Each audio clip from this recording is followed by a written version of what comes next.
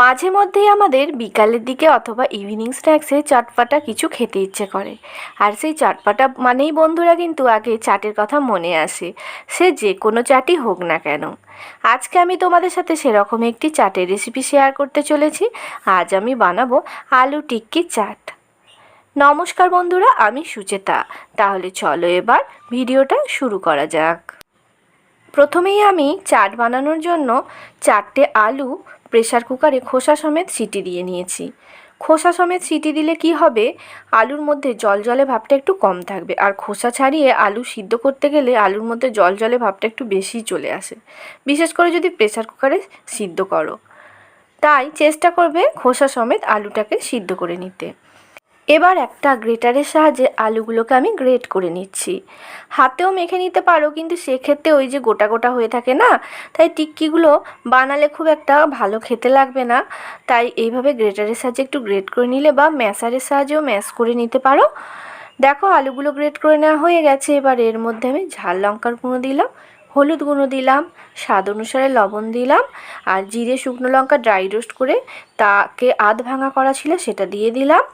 পাতিলেবুর রস দিয়ে দিচ্ছি। এবার আমি বাইন্ডিংয়ের জন্য এর মধ্যে দিয়ে দিচ্ছি চালের গুঁড়ি।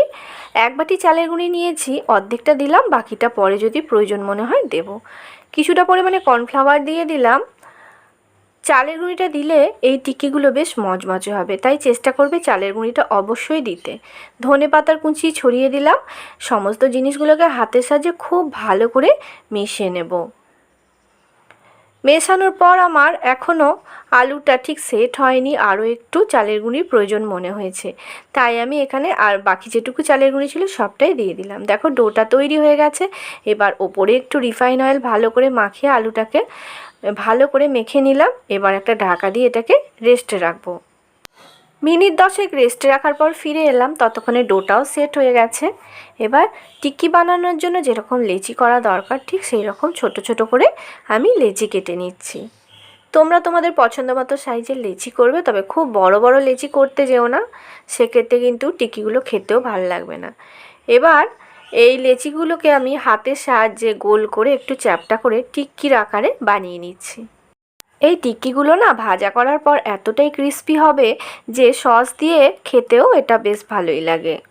দেখো আমার সব টিক্কিগুলো বানিয়ে নেওয়া হয়ে গেছে। এবার এই টিক্কিগুলোকে আমি ভেজে নেব।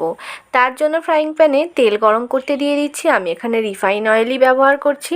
তেলটা ভালো মতো প্রথমে গরম করে নিতে হবে, তারপরে আঁচটাকে একদম লো ফ্লেম করে দিয়ে টিক্কিগুলো একে একে ছেড়ে দিতে হবে। তেল গরম করে লো ফ্লেমে একটু সময় ধরে টিক্কিগুলোকে ভাজা করলে কি হবে, টিক্কির কালারটা খুব সুন্দর আসবে আর বাইরেটাও খুব মচমচে হবে।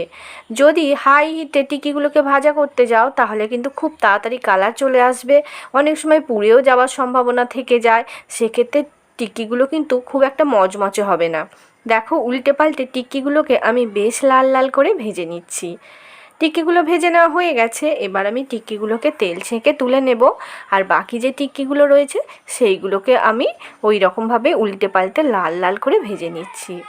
আচ্ছা দাঁড়াও, তোমাদের এবার আমি দেখাবো টিক্কিগুলো ঠিক কতটা মচমচে হয়েছে। দেখছো, এর আওয়াজেই কিন্তু বোঝা যাচ্ছে যে এটা কতটা মচমচে হয়েছে। এবার একটা সার্ভিং ট্রেতে আমি টিক্কিগুলোকে সাজিয়ে নিচ্ছি।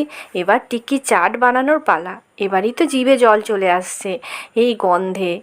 প্রথমেই আমি একটু বিট লবণ দিয়ে টক দই ফেটিয়ে রেখেছিলাম, সেই টক দইটা দিয়ে দিচ্ছি ওপরে।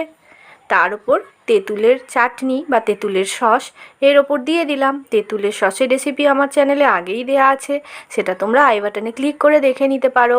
অল্প একটু টমেটোর সস দিয়ে দিলাম। তোমাদের কাছে যদি গ্রিন চাটনিটা থাকে সেটাও তোমরা এর ওপর দিতে পারো, এখন আমার কাছে নেই তাই আমি দিলাম না। ওপরে একটু লাল শুকনো লঙ্কার গুঁড়ো ছড়িয়ে দিলাম, ওপরে চাট মশলা ছড়িয়ে দিলাম। এখানে ওই যে ড্রাই রোস্ট করা জিরে লঙ্কার গুঁড়ো ছিল সেইটা একটু দিয়ে দিলাম। পাতিলেবুর রস দিয়ে দিচ্ছি, ধনে পাতার কুচি ছড়িয়ে দিচ্ছি, কিছু কাঁচা লঙ্কা কুচি ছড়িয়ে দিলাম, আর সবশেষে এর ওপরে আমি একটু ঝুরি ভাজা ছড়িয়ে দিচ্ছি।